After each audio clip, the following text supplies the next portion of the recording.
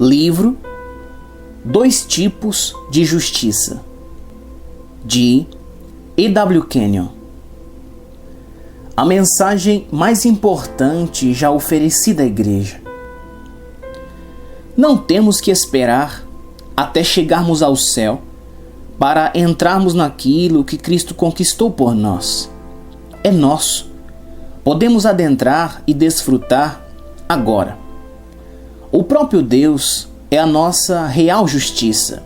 Somos a justiça de Deus nele, nos tornando participantes da natureza divina no momento em que aceitamos Cristo e entramos na família de Deus. Se você vive uma vida de fraqueza e derrota, você não sabe o que é nele. A suprema necessidade da igreja é saber o que ela é em Cristo e como o Pai a vê. Justiça significa a capacidade de ficar na presença do Pai sem senso de culpa ou inferioridade. A não ser que saiba quem você é e o que Cristo é em você, não viverá uma vida vitoriosa. Satanás, o pecado e a doença serão seus senhores. No instante em que você sabe que é a justiça de Deus em Cristo e compreende o que a justiça significa, Satanás fica derrotado. Este importante livro deve ser lido por todo crente sincero. Ele mudará sua vida, assim como tem mudado a vida de multidões. Introdução. Eles haviam pescado toda a tarde. Amigos íntimos agora estão sentados diante da fogueira no acampamento. Após um pouco de silêncio, o homem disse ao seu pastor: "A vida não tem sido o que sonhei que seria. Nunca alcancei o objetivo que coloquei em meu coração nos dias da juventude. Nunca abri meu coração para ninguém sobre isso, mas hoje vou lhe contar. Sempre fui religioso. Tenho sido professor de escola bíblica e superintendente da escola dominical. Sou educador desde que deixei a faculdade, mas em todos estes anos, secretamente tenho experimentado nos bastidores a irrealidade.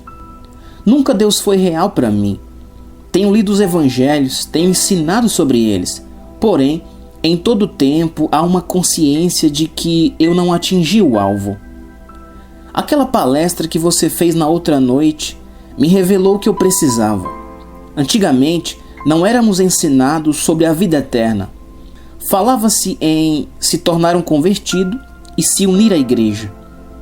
Éramos ensinados um pouco sobre justificação, mas sempre de um ponto de vista teológico. Não havia nenhum senso de realidade naquilo.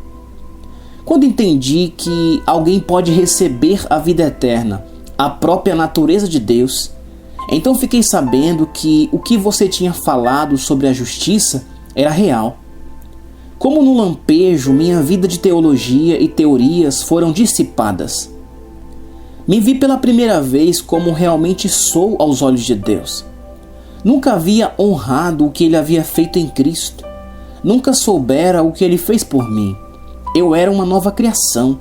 Tinha a genuína vida e natureza de Deus, e mesmo assim, dificilmente ousaria dizer: eu sou a justiça de Deus. Nunca havia confessado isso antes.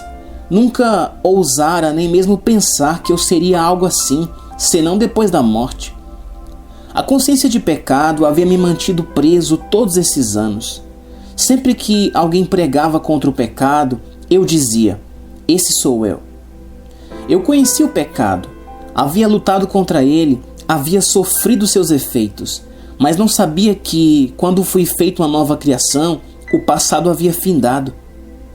Não sabia que, se eu cometesse pecado, teria um advogado diante do Pai, Jesus Cristo, o justo.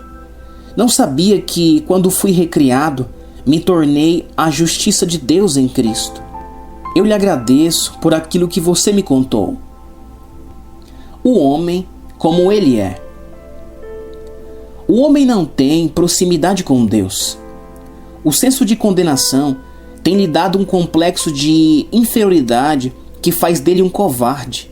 Rouba-o da fé em si mesmo, no homem, em Deus e na sua palavra. Esta consciência de pecado o mantém em prisão. Ele não tem direito de se aproximar de Deus, sabe que não é bom o suficiente para orar e ter suas orações respondidas. Se ora, é uma oração de desespero.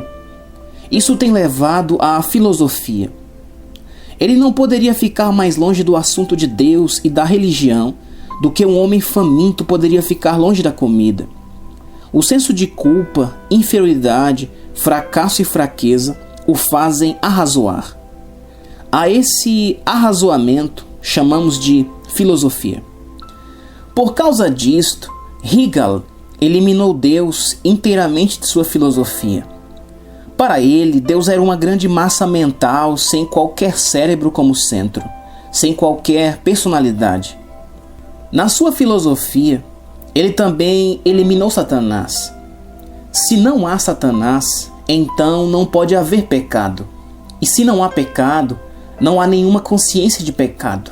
Seria ótimo se isso fosse verdade, mas é apenas o conhecimento pelos sentidos, buscando uma maneira de escapar. Não haveria então nenhum céu, porque não haveria vida após a morte. O homem vaguearia para fora do corpo, para uma mente universal, e por ela seria absorvido. Não haveria nenhuma ressurreição do corpo, nenhum julgamento. O homem simplesmente se desintegraria e se tornaria uma parte do grande todo. Este é apenas o sonho de um homem que não pôde encontrar Deus com seus sentidos físicos. Você pode ver porque a ciência cristã floresceu a partir da filosofia de Hegel. Se não há Satanás, não há doença ou morte. Contudo, todos eles morreram.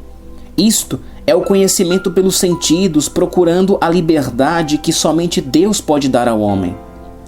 O homem tem uma consciência de pecado altamente desenvolvida, um complexo de inferioridade de espírito, um senso de indignidade que o domina. Ele é controlado pela dúvida. Tudo o que ele tem é a fé do conhecimento pelos sentidos, que não pode conhecer a Deus nem encontrá-lo. Este é o homem como ele é. O porquê deste livro. O anseio que faz de um homem um bêbado, de outro um filósofo. O desassossego que faz lotar a pista de dança e os antros de jogatina, motéis, cinemas e todos os outros lugares de prazer é a busca do homem pela realidade. Essa é a busca universal de todos os tempos, a saber, a busca que o Espírito faz pelo Santo Grau. Ninguém encontra isso até que entre em contato com o homem Cristo Jesus e o coroe como Senhor de sua vida. Nesse momento, a busca termina. Conseguiram. Eles podem não estar conscientes do que é isso, mas sabem que os prazeres que uma vez procuraram perderam seus gostos e atração. Eles não sabiam que essa fome era espiritual, que era uma busca por alguma coisa que somente Deus podia dar. Nenhuma pessoa alcança o lugar de descanso no espírito até que tenha feito este contato. O homem é um ser espiritual. Ele possui uma alma e habita num corpo. O homem espiritual nunca pode estar permanentemente satisfeito com as coisas dos sentidos. É fato. Se um rapaz ou garota tem este encontro na adolescência, nunca cairá em dissolução, não terá grande ânsia pelos perigosos prazeres do mundo, afinal, eles têm algo que responde a esta ânsia. Este livro é um estudo, uma solução do problema do espírito.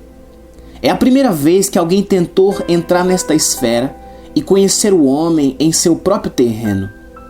Nós o convidamos a lê-lo cuidadosamente.